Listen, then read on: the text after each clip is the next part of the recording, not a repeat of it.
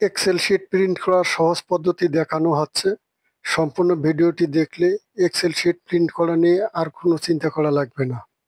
এখানে একটা এক্সেলের ডকুমেন্ট আছে, মান্থলি অ্যাটেন্ডেন্স শিট।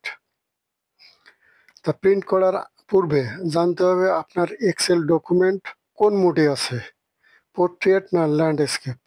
সেটা পেজ সেটআপে যা ঠিক করতে হবে।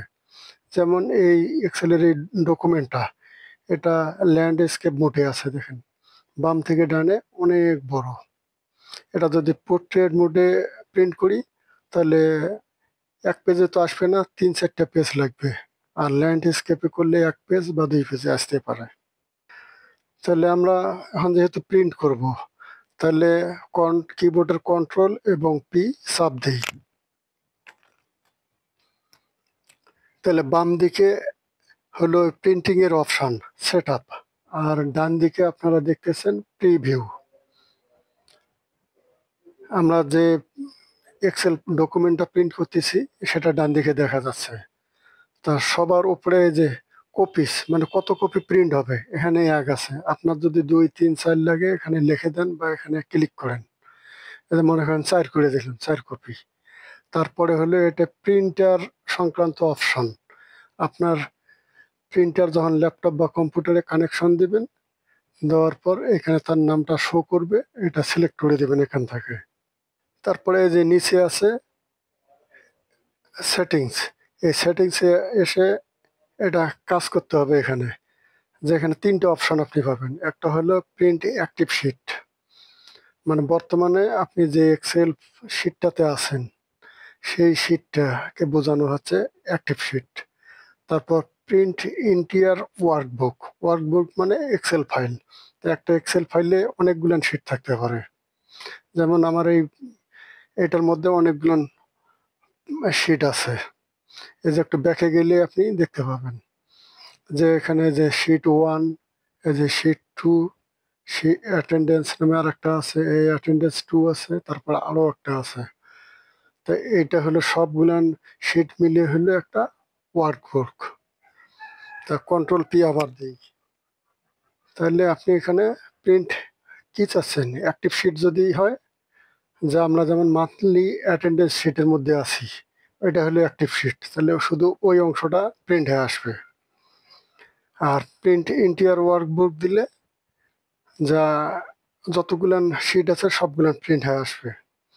তারপরে প্রিন্ট সিলেকশন, একটা সিলেকশনের মাধ্যমে অনেক কিছু আছে একটা শিটের। মনে করেন বিভিন্ন জায়গায় অনেক রকমের কাজ আপনার করা আছে, ওর মাঝ থেকে যে কোনো একটা অংশ আপনার প্রিন্ট করা প্রয়োজন, তখন এই সিলেকশন ব্যবহার করা লাগবে। তা সবগুলো নিয়ে আপনারা দেখানো হচ্ছে, দেখতে থাকেন। তারপর এই যে এখানে হলো মেন জিনিস, যে পোর্ট্রেট ওরিয়েন্টেশন, ল্যান্ডস্কেপ ওরিয়েন্টেশন। তা আপনার ওই যে প্রথমে বলা হয়েছিল যে আপনার যে ডকুমেন্টটা প্রিন্ট করবেন সেটা কোন মোডে আছে সেটা আপনি আগে দেখবেন।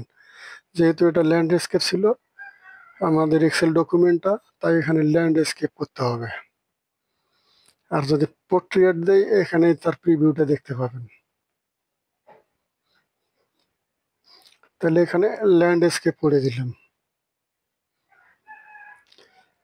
এখন তারপরে আছে পেজ, কোন ধরনের পেজে আপনি এটা প্রিন্ট করতে চাচ্ছেন।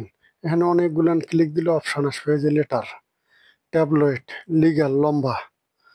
তারপর আছে A3 আছে, A4 আছে। আপনার যে পেজ সুইটেবল হয় এটা প্রিন্ট করার জন্য সেই পেজটাই দেবেন। যেহেতু এটা ল্যান্ডস্কেপে আছে অনেক বড়, তাই এটা লিগ্যাল দেওয়াটাই ভালো হবে, লিগ্যাল পেজ। তারপরে এই যে মার্জিন আছে, এখানে আপনার যদি মার্জিন, এখানে অনেক ধরনের আছে। এই যে নর্মাল আছে, ওয়াইড আছে, ন্যারো আছে। যে মার্জিন দিতেছেন দিতে পারেন।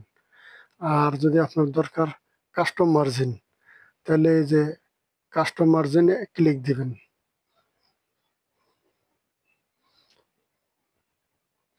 এই যে কাস্টম মার্জিনে ক্লিক দিবেন। ক্লিক দেওয়ার পর আপনার টপে যদি বেশি লাগে আপনি এখানে বাড়াই দিবেন। এই যে এটা টপ, এখানে এখানে ক্লিক দিলেই বাড়বে। 1.4 আছে, আমি বাড়াই দিই, 3.9 দিলাম। দিয়ে যদি ওকে দেই, এই যে দেখেন উপর দিকে জায়গা ছেড়ে দিছে, নিচে নেমে আসছে। তো এইভাবে আপনি কাস্টম মার্জিনও এখান থেকে করতে পারেন।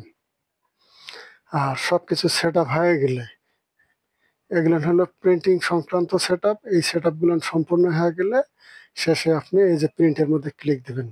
প্রিন্টে ক্লিক দিলে প্রিন্ট হওয়া শুরু হবে। তা আমরা এখানে দেখাইলাম আপনার প্রিন্ট ইন্টিরিয়র ওয়ার্কবুক আর হলো প্রিন্ট অ্যাক্টিভ শিট।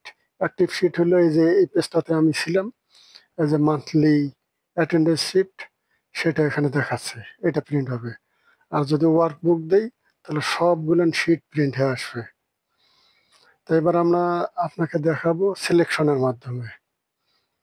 যে মনে করেন এই যে অ্যাটেন্ডেন্স শিটটা আছে, এখানে আপনার শুধু দরকার যে 8 তারিখ থেকে 12 তারিখ এইটুকু অংশ আপনার প্রিন্ট করা দরকার, আর কোনো কিছু লাগবে না। সামনে পিছনে ডাইনে বামে যা কিছুই থাক লাগবে না, শুধু আপনার প্রিন্টের দরকার 8 তারিখ থেকে 12 তারিখ। তা যেটুক প্রিন্ট করা দরকার এইটুক সিলেক্ট করেন। সিলেক্ট করার পর কন্ট্রোল পি, তারপরে আগের মতো সব কিছু এগুলো সেট আপ করে দেবেন। এই কাজটা হইলো এই যে এইখানে এই যে সেটিংসের নিচেই লেখা আছে, এই যে প্রিন্ট ইন্টিরিয়র ওয়ার্কবুক আছে, এইখানে এসে এই যে প্রিন্ট সিলেকশন, এই যে সিলেকশন দিলাম, দেখেন ওই যে যেটুকু সিলেক্ট করছি ওইটুকুই এখানে প্রিন্ট প্রিভিউতে দেখাচ্ছে, আর কোনো অংশ আসে নাই। তারপরে এদিকে সব সেট আপ ঠিকঠাক থাকলে প্রিন্টের মধ্যে ক্লিক দিবেন, প্রিন্ট হয়ে যাবে। তা আশা করি আপনারা বুঝতে পারছেন। তা ভিডিওটা ভালো লাগলে একটা লাইক দিবেন, কমেন্ট করবেন, শেয়ার করবেন। সাবস্ক্রাইব করে না থাকলে চ্যানেল সাবস্ক্রাইব করে রাখবেন। ভিডিওটি দেখার জন্য ধন্যবাদ।